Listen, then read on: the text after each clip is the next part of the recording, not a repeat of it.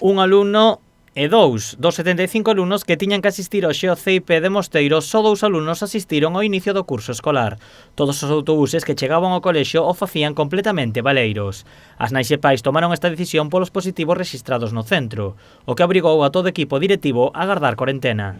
Nada, habrá que extremar las precauciones, ya veis, yo estoy con una 2 porque ni se me ocurre venir aquí con una 1 y a ver qué pasa. A ver qué pasa, habrá que vigilar, que se laven mucho las manos, que ventilar mucho. Un dos pais que levou o seu fillo ao centro aseguraba descoñecer a situación, pero non ter medo. Yo no traje al niño con miedo, el niño tiene que venir al colegio. Así como van a las comuniones, tienen que ir al colegio. O pueden estar en el parque, no pueden venir al colegio. A imaxe contrasta coa vivida ao final da xornada. Dende a AMPA convocaron unha manifestación ás portas do centro para reclamar seguridade para o alumnado. Ahora temos que determinar de onde sale o brote, que fagan PCRs e asegurar que o persoal que temos dentro pode traballar en condicións seguras para os nenos. A directora en funcións confirmou que só lle farán as probas aos profesores que teñan síntomas.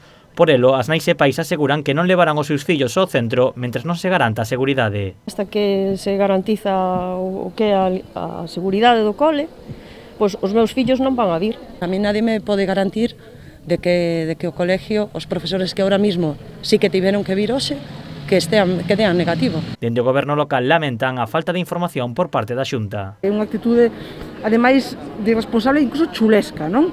Porque unha vez que sabemos que os pais están preocupados, que hai unha reivindicación por parte dos pais que consideran que sería máis sensato esperar a cuarentena, esperar ao día 17 a que acabe esa cuarentena dos profesores que están aillados, por que se nos contacta, por que nos informa? As movilizacións do Colexio de Mosteiro foron apoiadas polos partidos da oposición do Parlamento galego. Calificar de caos o que está a acontecer é quedarse corto, non?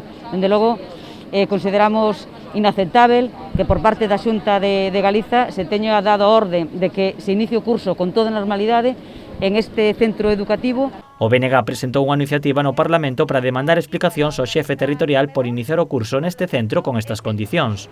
A movilización da AMPA continuará nos vindeiros días na volta ao colexio do resto de primaria e da ESO.